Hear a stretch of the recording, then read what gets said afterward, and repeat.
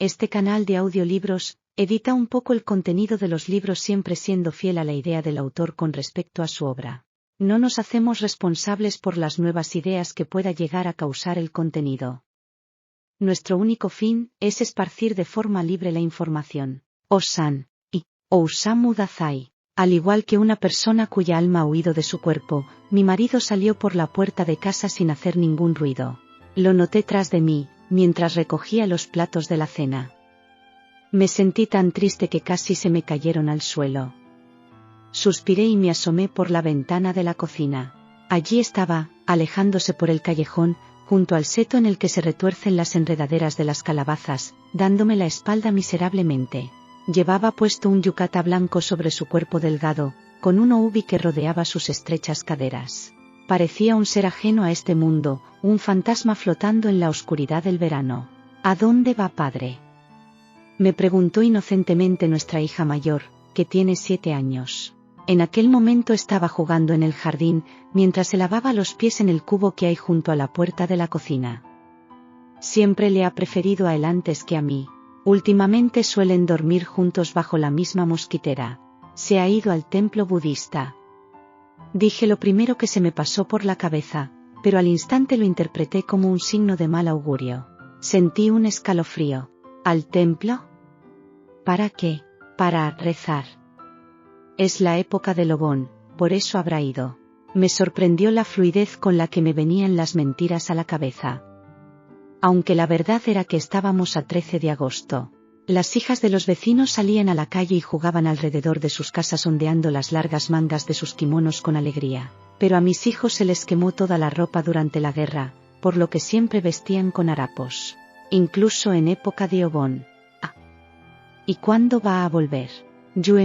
No sé yo, Masako. Si te portas bien, volverá pronto, le contesté. Aunque viendo cómo había salido de casa, dudaba mucho de que volviese aquella noche. Masako entró a la cocina, se metió en la habitación pequeña y se sentó junto a la ventana con cierto aire melancólico. Mira, mamá. Al haba que planté ya le han salido flores. Me dio tanta pena verla allí, tan inocente, que casi se me saltaron las lágrimas. A ver. Anda, es verdad. Dentro de poco tendrás muchas habas. ¿Estás contenta? Junto a la puerta de casa tenemos un huerto de unos 30 metros cuadrados. Antes, solía plantar distintos tipos de verdura, pero desde que nació nuestro tercer hijo ya no podía dedicarle el tiempo suficiente y tuve que dejarlo. Mi marido me ayudaba a cuidarlo de vez en cuando, pero llegó un momento en el que empezó a perder el interés por las cosas de casa. Sin embargo, el vecino cuida su huerto a diario y tiene todo tipo de verduras. Comparado con el suyo, el nuestro es tan lamentable que hasta da vergüenza verlo. Masako sembró una de las legumbres que recibimos del racionamiento y la sembró en una zona cubierta de malas hierbas. La estuvo regando hasta que finalmente del suelo brotó una plantita. Para ella, que no tenía ningún juguete, era algo de lo que se sentía muy orgullosa. Era su único tesoro. Siempre que visitaba al vecino, elogiaba sin reparo nuestras habas. La ruina. La pobreza. Ya no son ninguna novedad en Japón. Sobre todo para la gente de Tokio. Todos se mueven lentamente, como invadidos por la pereza. Cualquier persona con la que te cruzas por la calle está como ausente y todos tienen un aspecto lamentable. A nosotros también se nos quemó todo lo que teníamos, y nuestra existencia es mucho más miserable cada día que pasa. Pero no era eso lo que me preocupaba de verdad. Era algo todavía mucho peor. La cosa más terrible y horrorosa que le puede ocurrir a una mujer casada. Mi marido estuvo 10 años trabajando en una revista bastante famosa, en el barrio de Kande. Nos casamos hace 8 años, tras un Miai de lo más corriente. Por aquel entonces, ya empezaban a escasear las casas en alquiler en el centro de Tokio, así que nos costó lo nuestro encontrar esta pequeña casa a las afueras, en la línea CH. Llegamos aquí justo antes de que estallase la guerra. Como mi marido estaba algo delicado de salud, se libró del llamamiento a filas y de ese modo pudo seguir trabajando en la revista. Había una fábrica de aviones situada en nuestra zona, así que cuando las cosas se pusieron verdaderamente feas, empezaron a bombardear nuestro barrio con bastante frecuencia. Finalmente, una noche cayó una bomba en el bosque de bambú que había detrás de nuestra casa. El impacto nos destrozó la cocina, el retrete y un cuarto pequeño. Por entonces ya habían nacido Masako y Hitar, nuestro primer hijo varón. Decidieron evacuarnos a mí y a mis hijos a casa de mis padres, en Aomouri. Mi marido se quedó en la casa medio en ruinas, durmiendo en un cuarto que se salvó milagrosamente. No quería dejar su trabajo en la revista, pero la mala suerte parecía perseguirnos. Menos de 4 meses después de habernos mudado a Aomouri, la ciudad fue bombardeada y ardió entera.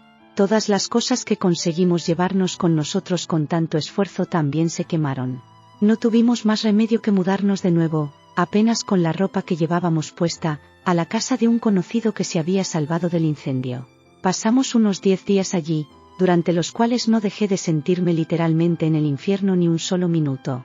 Ya no sabía qué hacer, y entonces llegó el día en el que se anunció por radio la rendición incondicional de Japón. Yo echaba de menos a mi marido y a la ciudad de Tokio, así que volvimos sin equipaje alguno a casa. Al llegar parecíamos unos auténticos mendigos. Una vez de vuelta, no había ningún otro lugar al que pudiésemos ir a vivir salvo a nuestra antigua casa. Decidimos pedirle a un carpintero que nos arreglase la casa como pudiese y la habilitase para que por lo menos pudiésemos vivir bajo un techo. Y así, meses después, mi marido y yo volvimos a vivir juntos. Justo cuando creí que las cosas volverían a ser normales, la situación de mi marido dio un vuelco. La editorial propietaria de la revista en la que trabajaba se había visto bastante afectada por los bombardeos. Además, hubo problemas de corrupción entre los propietarios y finalmente la empresa quebró. Mi marido se vio en la calle de la noche a la mañana. Pero gracias a que había conocido a mucha gente durante todos aquellos años, se juntó con varios compañeros y, a base de poner un poco de dinero cada uno, crearon una nueva editorial con la que lograron publicar 2 o 3 libros. Pero tuvieron un problema con la compra de papel, aquello generó pérdidas, así que finalmente mi marido acabó lleno de deudas. Tuvo que trabajar muchísimo para devolver lo que debía y para sacar adelante a la familia. Salía todas las mañanas de casa con aire distraído y volvía agotadísimo por las tardes. Nunca había sido una persona muy comunicativa, pero desde entonces se volvió todavía más callado si cabe. Finalmente consiguieron cubrir las deudas, pero tras todo aquello pareció como si mi marido hubiese perdido las ganas de trabajar. A pesar de todo, no era de los que se quedaba en casa mucho tiempo. Cada vez que salía alengaba y se quedaba con aire pensativo, su actitud me preocupaba. Solía pasarse largos ratos allí de pie, contemplando el horizonte en silencio. Entonces suspiraba profundamente, tiraba el cigarrillo que estaba fumando al jardín, sacaba la cartera del cajón de su escritorio, se la metía en el bolsillo y salía de casa sin hacer ningún ruido. Esa manera de andar tan silenciosa que tenía me recordaba a las personas que han perdido su alma. Entonces sabía que esa noche no volvería a casa. Siempre fue amable conmigo, y un gran marido. No solía tomar mucho alcohol. Si se trataba de sake, solamente tomaba un G, y si era cerveza nunca tomaba más de una botella pequeña. También fumaba, pero con el tabaco que proporcionaba el gobierno con el racionamiento le era más que suficiente. En 10 años de casados jamás me había insultado ni una sola vez ni me había tratado con violencia. Hubo una vez en la que vino una amistad a visitarle y Masako, que por aquella época tendría unos 3 años y todavía gateaba, se les acercó y volcó sin querer el té del invitado.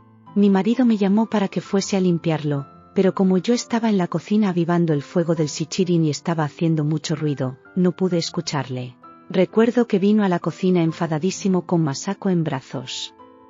La dejó en el suelo y me lanzó una mirada de ira que me dejó petrificada. Se quedó ahí de pie, por un momento, mirándome fijamente, para después girarse y volver con su visita sin decirme nada. Cerró el fusuma de la habitación haciendo muchísimo ruido, tanto que sentí que me temblaba hasta la médula. Me horroricé al contemplar la fuerza que pueden llegar a tener los hombres cuando pierden los estribos. Aquella fue la única vez que se enfadó conmigo.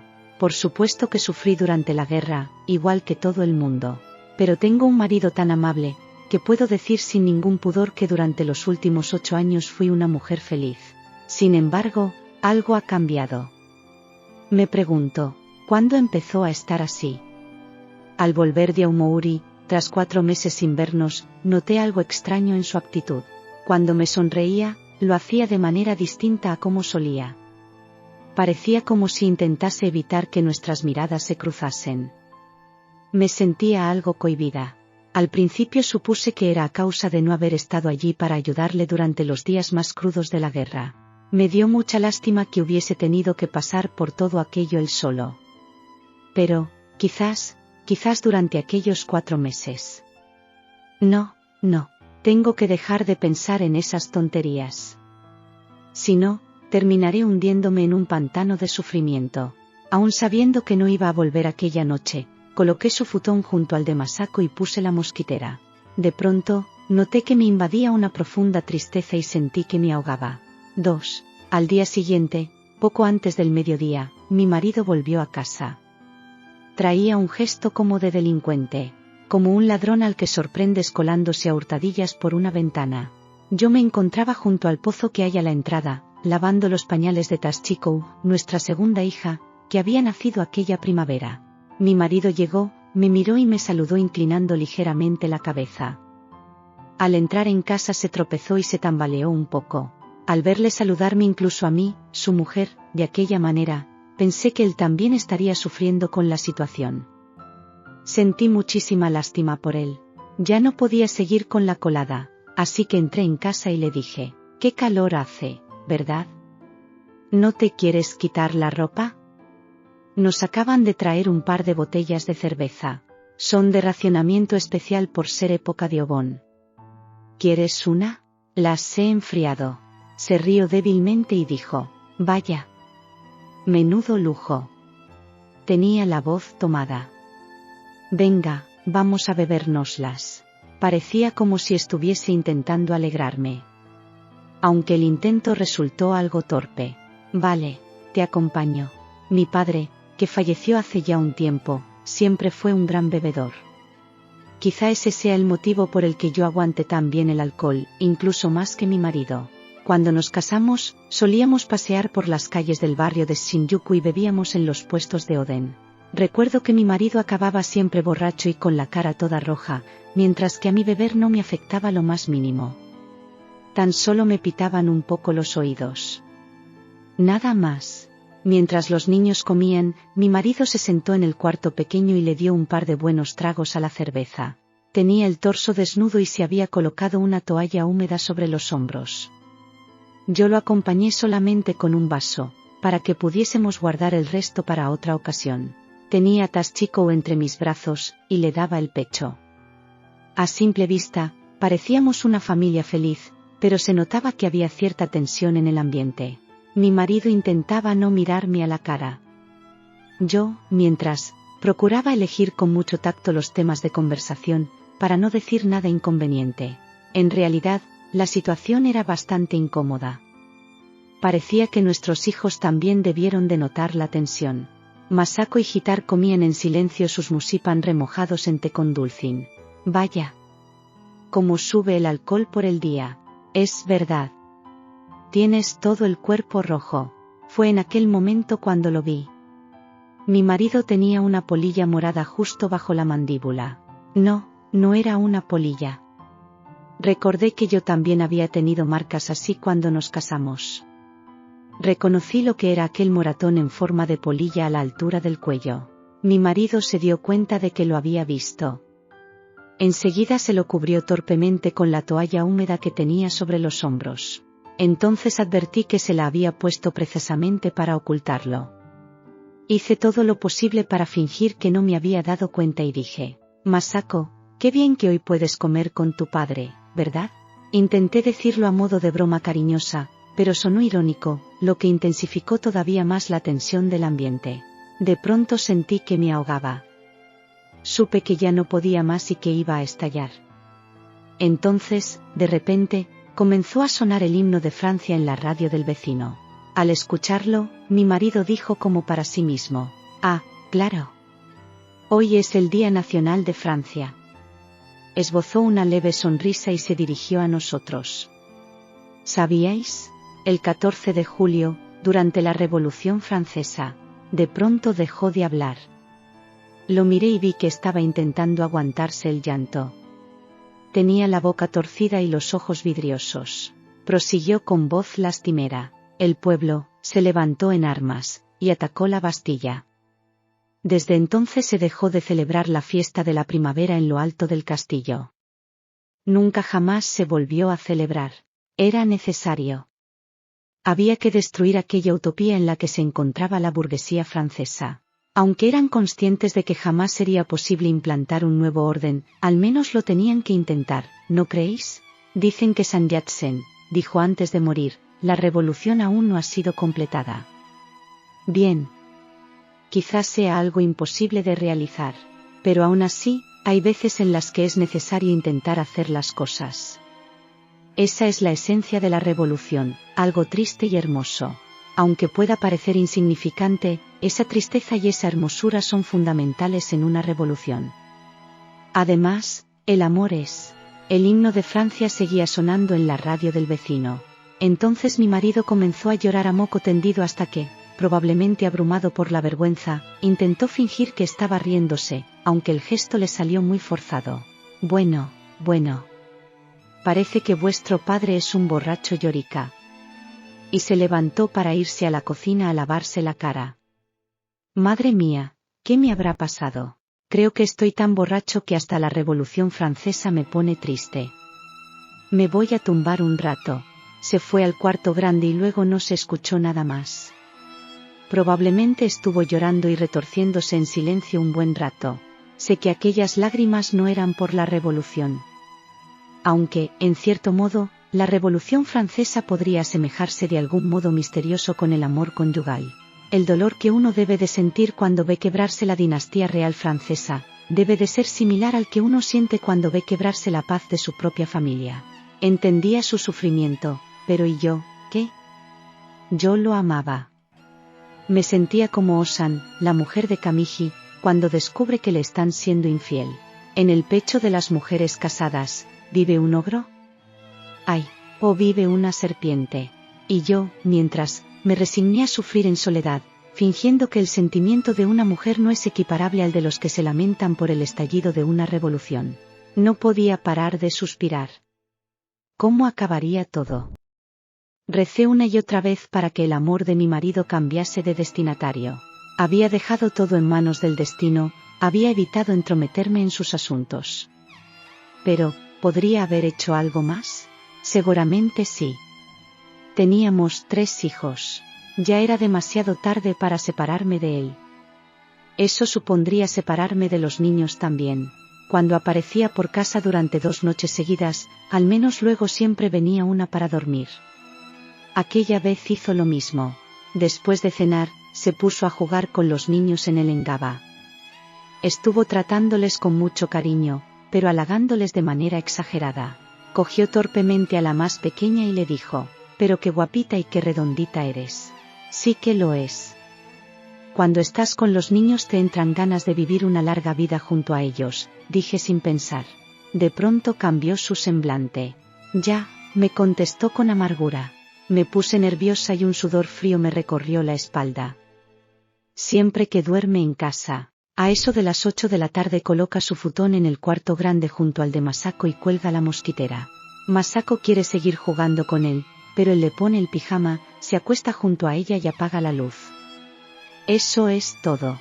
Mientras, yo acuesto al niño y a la pequeña en la diminuta habitación de al lado. Me pongo a coser hasta las 11 y cuando estoy cansada me meto entre los dos bajo la mosquitera. Y no consigo dormirme. Parece que mi marido tampoco puede, porque desde el cuarto de al lado se le oye suspirar. Yo también suspiro sin querer. En el pecho de las mujeres casadas, ¿vive un ogro? ¡Ay! ¿O vive una serpiente? Me acordé de la canción de Osan. De pronto mi marido se levantó y vino a mi habitación. Me puse nerviosa. No tendrás pastillas para dormir. Quedaban algunas, pero me las tomé todas anoche. Lo cierto es que no me hicieron ningún efecto. Si tomas demasiadas no te hacen nada. Tienes que tomar la cantidad justa. 6 pastillas nada más. Estaba de mal humor. 3. Vinieron entonces unos días muy calurosos. El calor y la preocupación hicieron que me desapareciera el apetito. Adelgacé tanto que los pómulos se me empezaron a marcar y cada vez producía menos leche para dar de mamar a la pequeña. Mi marido también estaba bastante nervioso. Tampoco tenía nada de hambre y sus ojos pasaron a ser dos bolas que brillaban de manera horrorosa, enmarcados por unas profundas ojeras. En una ocasión dijo riéndose de sí mismo, quizás sería mejor que me volviese loco. Así no tendría que preocuparme de nada. A mí también me gustaría volverme loca para no tener que preocuparme de nada. Alguien que no ha hecho nada malo no se merece padecer este sufrimiento.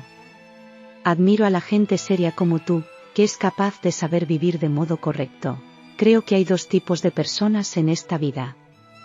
Los que han nacido para llevar una vida ejemplar y los que no.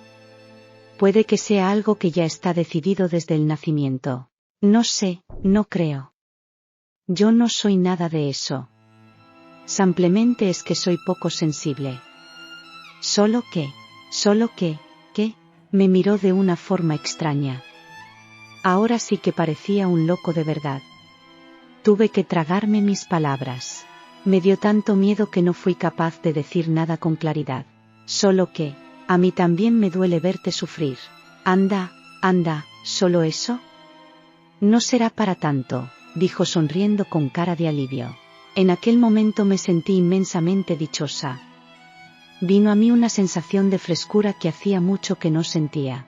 Eso es. Si le ayudo a aliviar su sufrimiento, yo también me sentiré mejor. Me da igual si no es lo correcto, solamente quiero que dejemos de sufrir. Nada más. Aquella noche me metí dentro de la mosquitera en la que estaba mi marido. Me tumbé junto a él y le dije, tranquilo.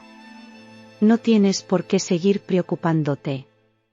A mí no me importa. Excúseme, dijo con la voz ronca. Se sentó de piernas cruzadas sobre el futón y prosiguió. Don't mind. La luz de la luna llena se colaba entre las 4 o 5 roturas del amado como derramando por la habitación sus minúsculos hilos de plata, y caía sobre la mosquitera, posándose sobre su pecho delgado y desnudo. Pero, has adelgazado, le contesté en tono alegre mientras me sentaba a su lado. Tú también estás más delgada. Eso te pasa por preocuparte tanto por tonterías. No. Lo que te acabo de decir es cierto. De verdad que no me importa lo que hagas.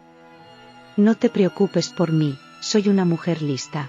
Solo que, de vez en cuando, tenme más en cuenta, ¿vale? Dije riéndome. Mi marido también se rió, y sus dientes blancos brillaron a la luz de la luna.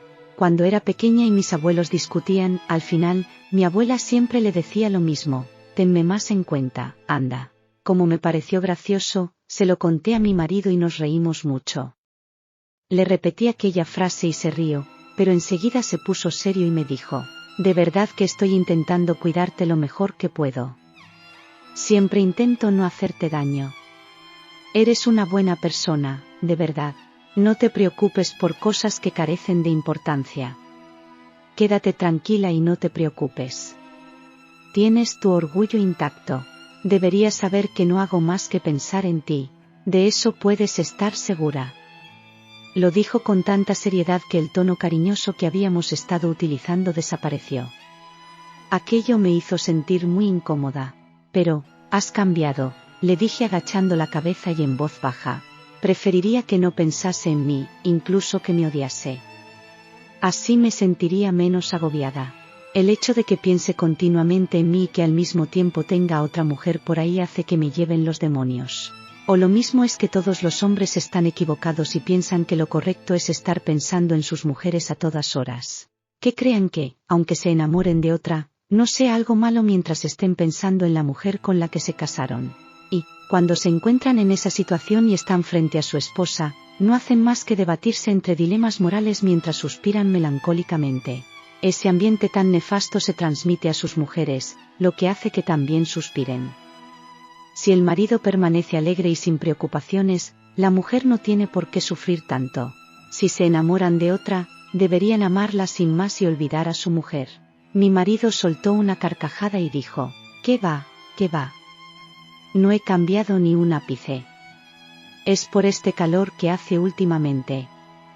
Es insoportable. El verano es muy de excúseme.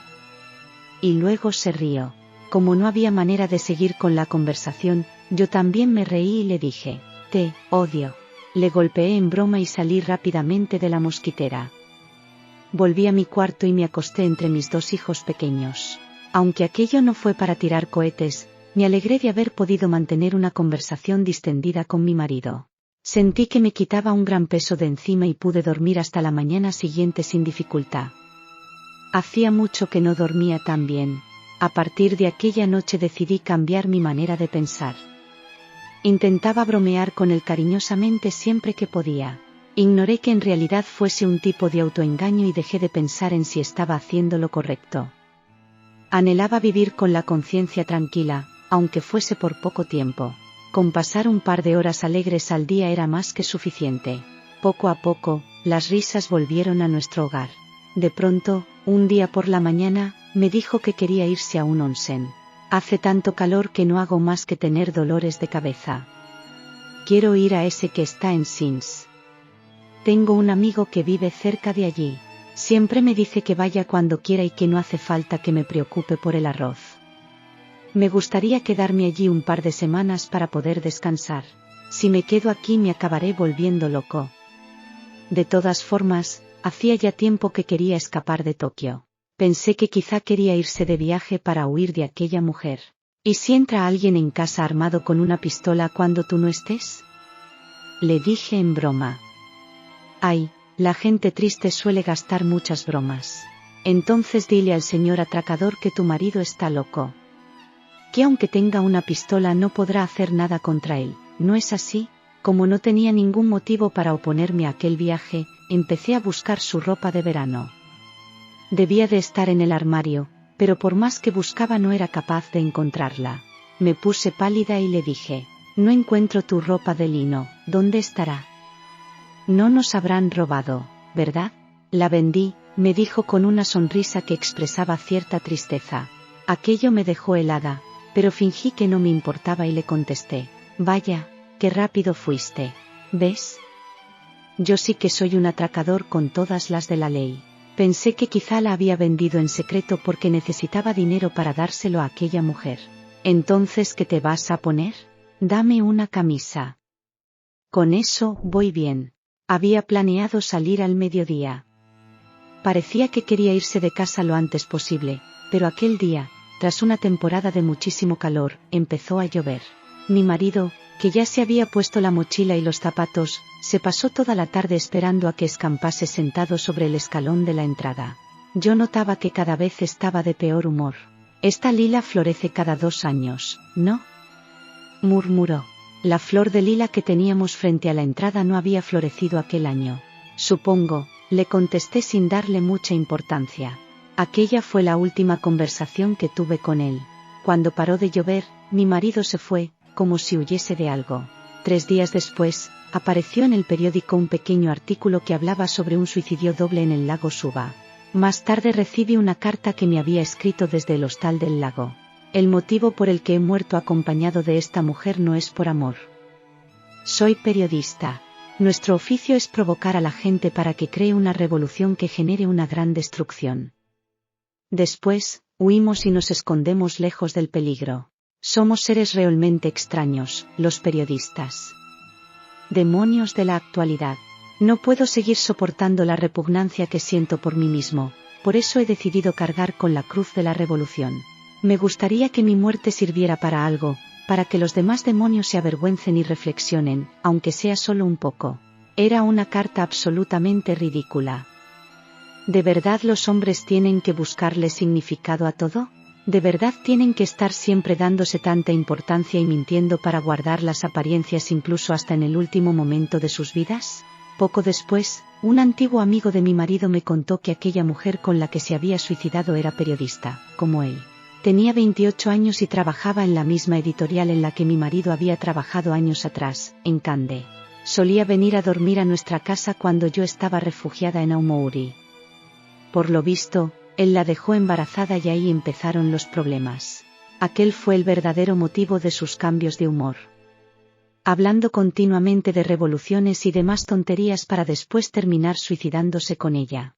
Supe que me había casado con un imbécil. La revolución se hace para mejorar la vida de las personas. Ya no me fío de esos revolucionarios con cara triste. ¿Por qué mi marido no pudo querer a aquella mujer abiertamente? Que lo hubiese afrontado con más alegría. Incluso podría habérmela transmitido a mí. El amor, si va acompañado de dolor, es insufrible. Y afecta a la gente que te rodea. La verdadera revolución consiste en cambiar la manera de pensar de uno. Si hubiese sido valiente, sus problemas se habrían acabado. Él, que hablaba sobre cargar con la cruz de la revolución, ni siquiera fue capaz de cambiar sus sentimientos hacia su propia mujer. Yendo hacia Suba en tren para recoger el cadáver de mi marido junto a mis 3 hijos, no sentí ni tristeza ni odio. Me atormentaba solamente de pensar lo absurdo que había sido todo. Gracias por ver el vídeo, deja tu like, suscríbete y síguenos en nuestras redes sociales, están en la descripción. Hacemos audiolibros privados.